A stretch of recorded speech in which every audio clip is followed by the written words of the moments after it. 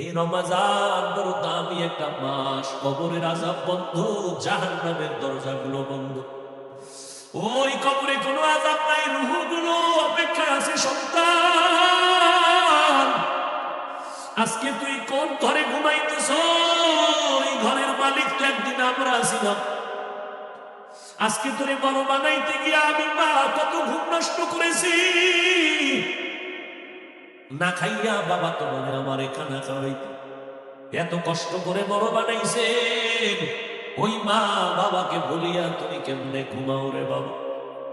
ওই মা বাবার জন্য তৈরি হও, কবরে সওয়াব পৌঁছানোর কি ব্যবস্থা করব।